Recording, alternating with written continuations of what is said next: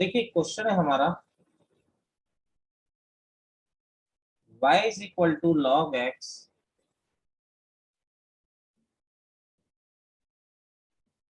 satisfy for x greater than 1 the inequality। First option है x minus one greater than y, second है x square plus one greater than y,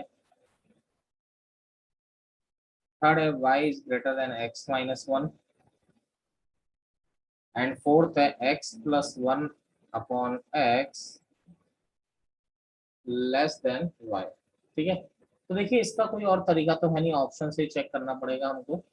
तो देखिए जैसे first option हम लोग check करते हैं, आपको x minus one greater than y check करना है और x ग्रेटर देन वन के लिए, यानी वन से इंफिनिटी के लिए। तो y क्या है आपका log x है, तो y की वैल्यू log x रख ली। चेक करने का तरीका मैंने क्या बताया था, आप फंक्शन को एक तरफ लाइए, तो एक फंक्शन एज्यूम कर लीजिए x minus one minus log x. One से इंफिनिटी में हम चेक करते हैं कि ये इंक्रीजिंग है कि डिक्रीजिंग है। तो देखिए मैंने इसको डिफरेंशिएट किया, तो एफ डैश एक्स, एक्स का वन हो गया, वन का जीरो, लॉग एक्स का क्या हो गया वन अपॉन एक्स। एलसीएम लिया तो आपका आ गया f dash x is equal to x minus one upon x. अब देखिए एक्स वन से बड़ा है तो नीचे वाला तो पॉजिटिव है ही, अगर x 1 से बड़ा है तो x माइनस वन भी कैसा नंबर होगा, पॉजिटिव। तो पॉजिटिव अपॉन पॉजिटिव यानी एफ डैश एक्स कैसा आएगा आपका, greater than zero. F dash x greater than zero आने का मतलब आपका क्या हो गया, एफ स्ट्रिक्टली एक्स जो इंक्रीजिंग। हो गया वो इंक्रीजिंग फंक्शन है। अगर एफ एक्स इंक्रीजिंग फंक्शन है वन टू सर ये इंफिनिटी, स्ट्रिक्टली इंक्रीजिंग की कंडीशन होगी। हाँ मतलब वही स्ट्रिक्टली इंक्रीजिंग। अगर वन से इंफिनिटी में स्ट्रिक्टली इंक्रीजिंग फंक्शन है तो इसका मतलब वन से इंफिनिटी होने का मतलब वन पे कौन सी वैल्यू मिलेगी आपको, मिनिमम वैल्यू मिलेगी। ठीक है, यस सर। यानी जो एफ एक्स होगा वो हमेशा एफ वन से बड़ा होगा वन से इंफिनिटी में। ठीक है, तो एफ एक्स क्या है आपका, एफ एक्स ये आपने लिख रखा है, एफ एक्स है हमारा x minus one minus log x, और एफ वन क्या है, एफ वन है one minus one minus log one. तो ये हो जाएगा x minus one minus log x, और one minus one zero, log one भी जीरो, लॉग एक्स को उधर ले गए, तो x minus one is greater than log x. Clear है आप लोगों को, और log x किसके बराबर है, y के बराबर है। इसका मतलब हमारा कौन सा ऑप्शन करेक्ट आ रहा है, क्लियर है, फर्स्ट ऑप्शन करेक्ट आ रहा है। क्लियर। देखिए अगला टॉपिक है हमारा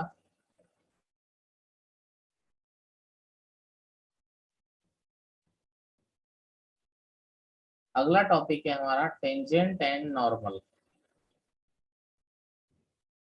ठीक है, तो इसको अगर हम स्टडी करते हैं टेंजेंट एंड नॉर्मल को, तो सबसे पहले थोड़ा बहुत हम लोग 11th का हम लोग स्टडी करते हैं कि भाई 11th की क्या क्या कहानियां चलती है।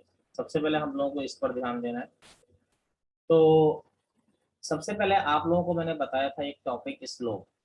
ठीक है, बिल्कुल ही जीरो लेवल से स्टार्ट कर रहा हूँ, किसी को 11th का नहीं भी आता होगा तो इतना तो आ जाएगा कि वो यहाँ पर कर लेगा। देखिए स्लोप होती क्या है, स्लोप निकालने का जो बेसिक मेथड होता है,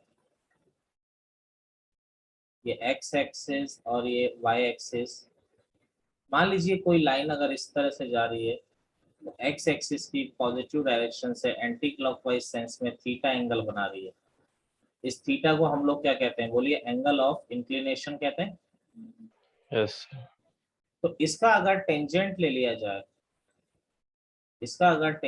लिया जाए, तो उसी को हम लोग क्या कहते हैं, स्लोप कहते हैं। स्लोप निकालने का बेसिक और यही तरीका है।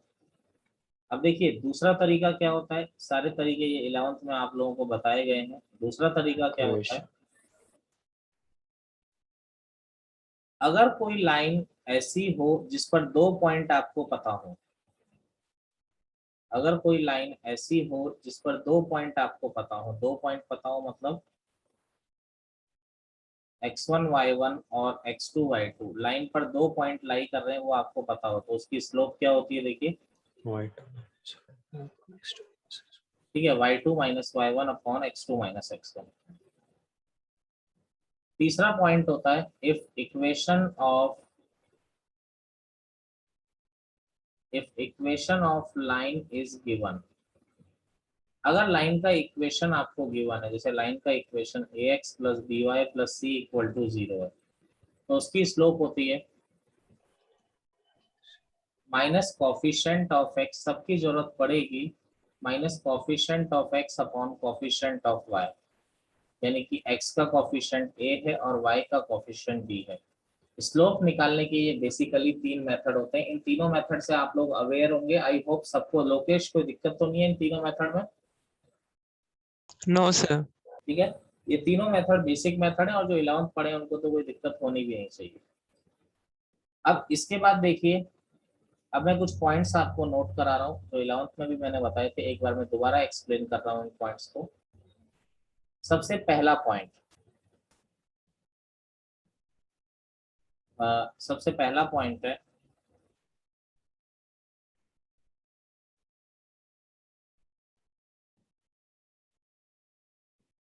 if line is parallel to x axis, अगर लाइन x एक्सिस के पैरेलल है तो देखिए ये दोनों कभी कट नहीं करेंगी तो कोई एंगल ही नहीं बनाएंगी, यानी इसका एंगल ऑफ इंक्लिनेशन 0 होगा, तो यानी उस लाइन की स्लोप क्या होगी? 0। यानी ऐसी कोई भी लाइन जो x एक्सिस के पैरेलल है उसकी स्लोप हमेशा क्या होगी? 0। सर आपकी वॉइस लैग कर रही है बीच में। लैग कर रही है? जी सर, थोड़ा थोड़ा बीच। अभी ठीक है sir. If line is perpendicular to x axis और पैरेलल टू y एक्सिस, अगर लाइन x एक्सिस के परपेंडिकुलर है, या फिर आप कह सकते हैं कि जो लाइन x एक्सिस के परपेंडिकुलर होती है वो किसके पैरेलल हो जाती है? y एक्सिस के ऑटोमेटिकली क्या हो जाती है? पैरेलल हो जाती है। ठीक है, अगर इस तरह से आपका आ रहा है तो देखिए अगर ये 90 डिग्री पर है तो इसका मतलब इस टाइम पे एंगल ऑफ इंक्लिनेशन कितना है? 90 डिग्री। तो m इज इक्वल टू 1090, यानी इसकी स्लोप एग्जिस्ट नहीं करती, यानी स्लोप क्या हो जाती है? इन्फिनिटी हो जाती है। ठीक है, तीसरा पॉइंट अगर हम बात करते हैं,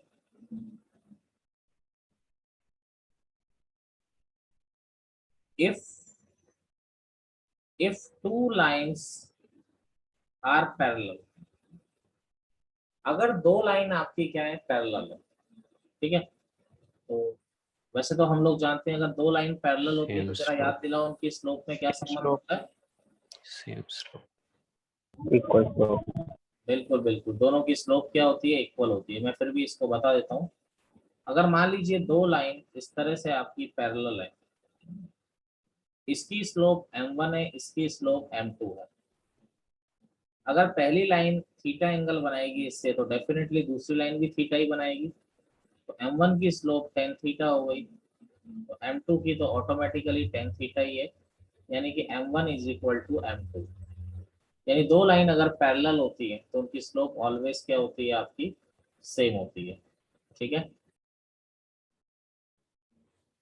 देखिए फोर्थ पॉइंट है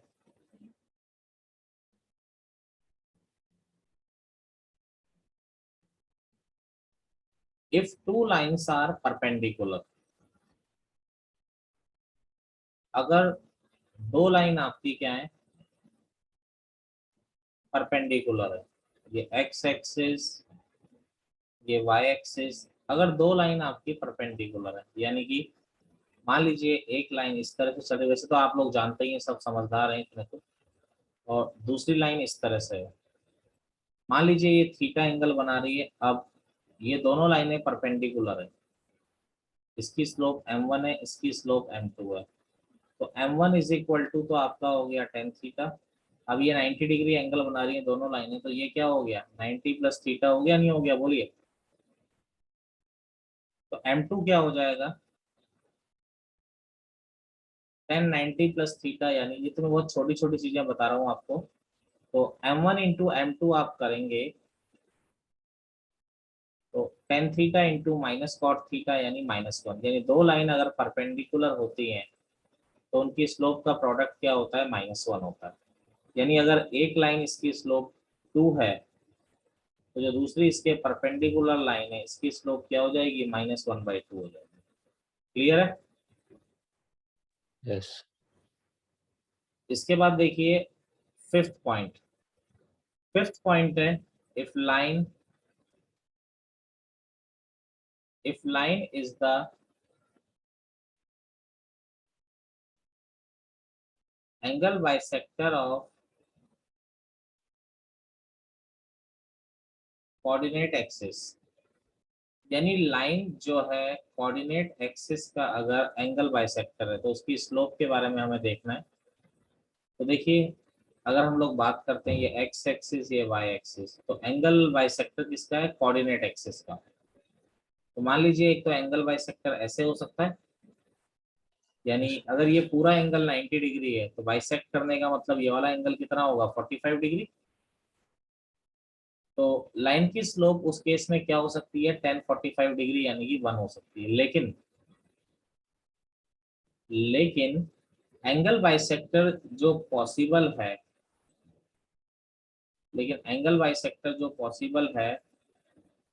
वो इधर से भी बाइसेक्ट कर सकता है। इधर से बाइसेक्ट करने का मतलब ये 45 ये भी 45 लेकिन ये 90 है, तो स्लोप के लिए तो ये वाला एंगल चाहिए। तो 90 + 45 कितना हो गया, 135। तो उस केस में स्लोप 135 यानी कि 90 + 45 यानी कि -cot 45 यानी कि क्या हो जाएगा, स्लोप आपकी क्या हो जाएगी, -1 आपकी क्या हो जाएगी, स्लोप हो जाएगी। ठीक है, तो अगर लाइन एंगल बाइसेक्टर का है कोऑर्डिनेट एक्सिस का तो उसकी स्लोप 1 भी पॉसिबल है और उसकी स्लोप -1 भी पॉसिबल है, दोनों ही पॉसिबल है, उसमें कोई डाउट नहीं। अगला 6th पॉइंट, ये सब बोला जाता है क्वेश्चन में, मैं इसीलिए पहले ही आपको पॉइंट्स बना के लिखा दे रहा हूँ। If line cuts equal intercepts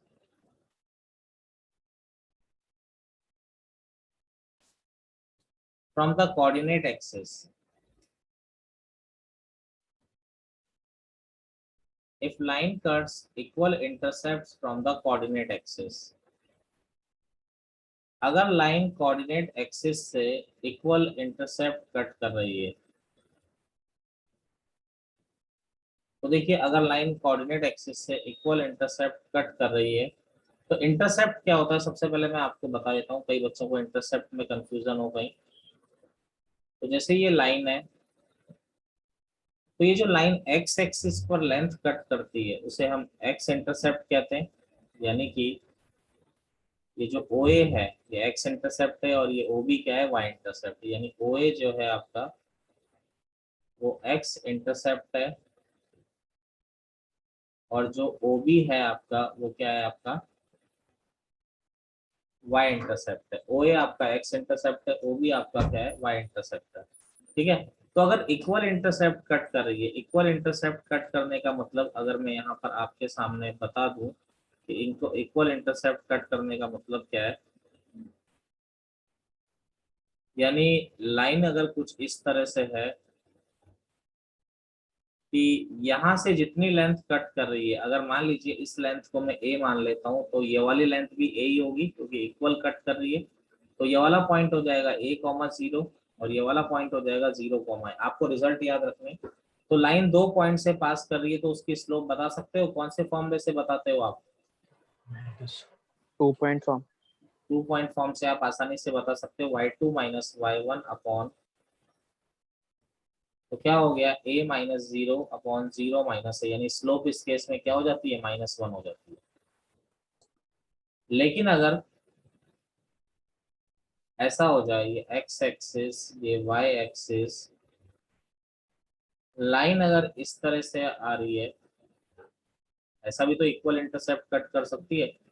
तो अब इस केस में क्या हो गया, ये लेंथ माइनस में हो जाएगी, ये लेंथ तो इक्वल ही है ना, माइनस में हो चाहे प्लस में हो। तो ये 0, A हो गया, ये हो गया -A, 0, तो क्या हो जाएगा आपका y2 - y1 upon x2 - x1, तो उस केस में स्लोप 1। तो लाइन अगर इक्वल इंटरसेप्ट कट करती है तो उसकी स्लोप +1 भी हो सकती है और -1 भी हो सकती है। पॉइंट क्लियर है मेरे जो मैंने आपको बताया, ये 6 पॉइंट्स आपको ध्यान रखने हैं। अब यहाँ पर एक बात ध्यान रखिए, अब हमारा चैप्टर का नाम है टेंजेंट एंड नॉर्मल, तो धीरे धीरे टॉपिक्स को हम लोग पढ़ेंगे आगे। ये एक्स एक्सिस, ये वाई एक्सिस, मान लीजिए ये कोई भी कर्व है, कोई भी कर्व, इसके किसी पॉइंट पर, इसके किसी पॉइंट पर मैंने टेंजेंट ड्रॉ की, ये आपकी क्या हो गई, टेंजेंट आ गई। कोई भी कर्व है, इसके किसी पॉइंट पी एक्स वाई पर मैंने टेंजेंट ड्रॉ की, ये क्या है, आपकी टेंजेंट है। तो आप लोगों को डेरिवेटिव में मैंने शुरुआत से ही बताया कि स्लोप ऑफ टेंजेंट को हम किससे रिप्रेजेंट करते हैं, बताइए। dy by dx. dy by dx. dy by d x, और कौन से पॉइंट पर, एक्स वाई पॉइंट पर dy बाई डी एक्स, ठीक है। तो स्लोप ऑफ टेंजेंट क्या हो गया, dy by d x at x y point, ठीक है। ऐसे ही इसमें अगर हम लोग बात करें तो ये क्या होता है आपका, अगला ये हो गया आपका नॉर्मल, ये हो गया ये आपका, ओरिजिन से पास करेगा ना? नहीं जरूरी नहीं है, वो सर्कल के केस में होता है वो बस, ओके। बाकी किसी केस में जरूरी नहीं। तो नॉर्मल क्या होता है, अब टेंजेंट के परपेंडिकुलर लाइन को हम लोग नॉर्मल कहते हैं। तो स्लोप ऑफ नॉर्मल क्या हो जाता है, अगर टेंजेंट की स्लोप dy बाई dx है तो नॉर्मल की minus स्लोप क्या हो dx जाएगी, upon minus dy by dx. ठीक है। minus dx. तो इसको माइनस dx अपॉन dy भी लिख देते हैं, ठीक है। तो ये टेंजेंट की स्लोप, जो अभी तक आप कह रहे थे ये, ठीक है, कि लाइन दो लाइन पर, अगर अगर ये ऐसा है ऐसा है, अब आपसे हमेशा जो बात की जाएगी वो टेंजेंट की स्लोप की बात की जाएगी, कि अगर टेंजेंट एक्स एक्सिस के पैरेलल है तो यहाँ पर क्या बन जाएगा, dy बाई dx 0 के बराबर होगा। अगर टेंजेंट एक्स एक्सिस के परपेंडिकुलर है तो dy बाई dx इंफिनिटी पे जाएगा, समझ रहे हैं ना। अब टेंजेंट के बारे में बात की जाएगी तो ऑटोमेटिकली आपको m की जगह आप क्या यूज करना है, dy बाई dx आपको यूज करना है हर जगह, ठीक है। तो जैसे बिल्कुल ही हम बेसिक क्वेश्चन से स्टार्ट करते हैं, तो देखिए बिल्कुल बेसिक क्वेश्चन, यानी find the slopes of, find the slopes of tangent and the normal, tangent and the normal to the curve x square plus 3y plus y square is equal to 5. Find the slope of tangent and the normal to the curve x square plus 3y plus y square equal to 5 at 1 1. तो देखो slope of tangent निकालनी है तो हमको क्या निकालना पड़ेगा, dy by dx निकालना पड़ेगा। तो अब dy बाई dx का काम तो आना ही है, तो एक्स स्क्वायर का डेरिवेटिव 2x, वाई स्क्वायर का 2y, y का dy by dx plus 3, y का dy बाई dx आ गया, और 5 का क्या आ गया, 0। तो 2x उधर चला गया, माइनस 2x, यहाँ से dy बाई dx कॉमन लिया, तो यह आ गया 2y प्लस 3। तो dy बाई dx जो आ गया, तो dy बाई dx जो आ गया वो आ गया minus 2x upon 2y plus 3, minus 2x upon, यह आपका dy बाई dx आ गया, ठीक है। तो अब 1 1 पर आपको निकालना है, तो स्लोप ऑफ टेंजेंट 1 1 पर निकालना है, तो dy बाई dx किस पे निकालना है, 1 1 पे। तो 1 1 पे क्या हो गया, माइनस 2 इंटू 1, एक्स को भी 1 रखा और y को भी 1 रखा, तो ये आ गया माइनस 2 अपॉन 2 प्लस 3 क्या आ गया, 5। तो स्लोप ऑफ टेंजेंट क्या हो गया, माइनस 2 बाई 5। तो जब तुम्हारे पास टेंजेंट की स्लोप आ गई तो ऑटोमेटिकली 5 by 2. नॉर्मल की स्लोप तो कोई पूछेगा तो आप डायरेक्टली बता देंगे 5/2, क्योंकि दोनों परपेंडिकुलर होता है, और जब दो लाइन परपेंडिकुलर होती है तो उनकी स्लोप कितनी होती है, -1 होती है। क्लियर है मेरी बात, नहीं है बोलिए। Yes, sir. Yes. ठीक है, चलिए आगे चलते हैं। अगला क्वेश्चन है,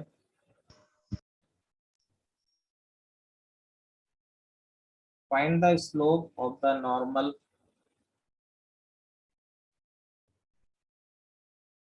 to the curve x is equal to a cos cube theta, y is equal to a sin cube theta at theta is equal to pi by 4। ठीक है, तो हमें मालूम है स्लोप ऑफ नॉर्मल क्या होता है, -1/dy/dx होता है, तो पहले dy/dx निकालना जरूरी है। तो अब ये पैरामेट्रिक फॉर्म में दे रखा है, तो पहले इसके लिए dx/d थीटा निकालना पड़ेगा। क्या हो जाता है, cos क्यूब थीटा का क्या होगा, 3 cos square theta, cos theta का क्या होगा, माइनस साइन थीटा। याद है ना ये गौरव? Yes, sir. Yes, sir. Yes, sir. चलिए, तो dy बाई डी थीटा क्या हो गया, 3a sine square theta, sine theta का क्या हो जाएगा, cos थीटा। अब देखिए dy बाई डी एक्स क्या हो गया, dy by D theta upon dx upon D theta. तो dy बाई डी थीटा क्या हो गया, 3a sine square theta cos theta और -3a cos square theta sine theta. Minus theta. ये cut गया,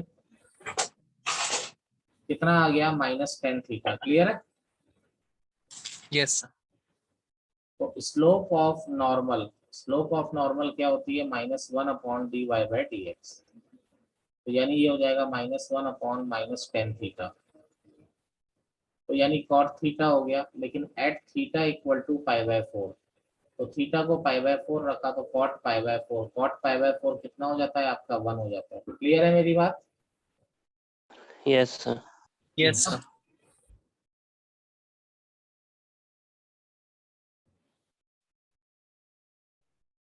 देखिए क्वेश्चन है हमारे, find the points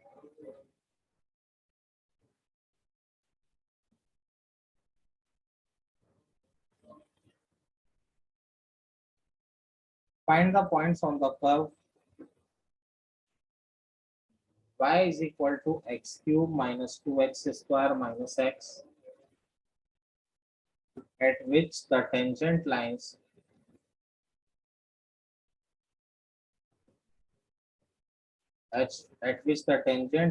are parallel to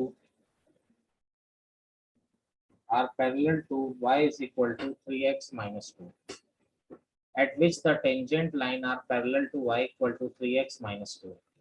देखिए इसका फिगर अगर मैं बनाता हूँ, सोचने वाली बात है। देखिए अगर हम इसको ड्रॉ करके करते हैं तो बहुत अच्छी तरह हम इसको समझ सकते हैं।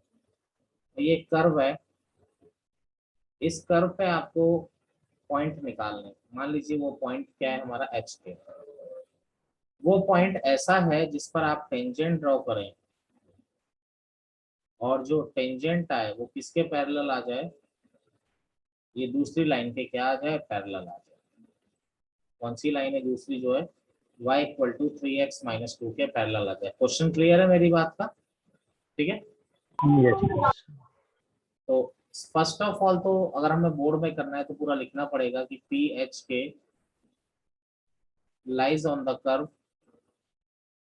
यानी पी एच के कर्व पे लाई कर रहा है, तो इसका मतलब क्या हो जाएगा, कर्व क्या है आपका, y is equal to x cube minus 2x square minus x. तो k is equal to h cube minus 2h square minus h. अब इसके बाद देखिए यहाँ पर अगर ये दोनों लाइनें पैरेलल है, अगर ये दोनों लाइनें पैरेलल है, इसकी स्लोप कितनी है, इसकी स्लोप 3 है। तो नेचुरल सी बात है, इसका dy बाई dx भी कितना होना चाहिए, 3 होना चाहिए, नहीं होना चाहिए? Yes, sir. Yes, sir. यानी कि slope of tangent at P H के ये 3 के बराबर होना चाहिए, क्योंकि जब दो लाइन पैरेलल होती है तो उनकी स्लोप सेम होती है। तो सबसे पहले dy बाई dx निकाल लेते हैं हम लोग। तो dy बाई dx देखा तो क्या हो गया, 3x square minus 4x minus 1। अब लेकिन चलो हम पी एच के पॉइंट पे निकाल रहे हैं। अगर कंपटीशन में करोगे तो एच के लेने की जरूरत नहीं, डायरेक्ट ही कर दो, कोई फर्क नहीं पड़ता। लेकिन अगर बोर्ड में कर रहे हो तो आपको पूरा लिखना पड़ेगा। तो 3h स्क्वायर फिर माइनस, बोर्ड भी तो इसका ऑब्जेक्टिव ही आना है। हाँ जी, इस चैप्टर के लिए बोर्ड भी तो ऑब्जेक्टिव ही है। हाँ मतलब ठीक है, इक्वल टू 3, तो ये इधर आ गया, तो 3h square minus 4h minus 4 equal to 0। अब देखिए इसके फैक्टर हम लोग करके h निकाल सकते हैं। तो कितना आ गया आपका, 3h स्क्वायर 12 चाहिए ना, तो माइनस 6h प्लस 2h, तो 3h कॉमन लिया, h माइनस 2 प्लस 2 कॉमन लिया, h माइनस 2 इक्वल टू 0। तो 3h plus 2 h minus 2 equal to 0। तो h आ गया -2/3 और h आ गया आपका 2। ठीक है, तो अब देखिए, अब k तो आप निकाल ही सकते हो इक्वेशन नंबर 1 से। k क्या था, h³ minus 2h² minus h। तो यहाँ से h को 2 रखा तो k आ गया 2 का क्यूब 8 माइनस 2 इंटू 2 का स्क्वायर 4 माइनस 2। तो यह आ गया k आ गया -2। तो आपका क्या आ गया 2 कॉमा -2 आ गया। ठीक है, ऐसे ही h को अगर -2/3 रखेंगे, -2/3, हाँ तो k आप निकाल ही लेंगे। जैसे ही आप -2/3 रखोगे ये आ जाएगा -14/27। तो जो सेकंड पॉइंट आ जाएगा ये आ जाएगा -2/3 और -14/27। क्लियर है मेरी बात आप लोगों को कैसे किया? Yes.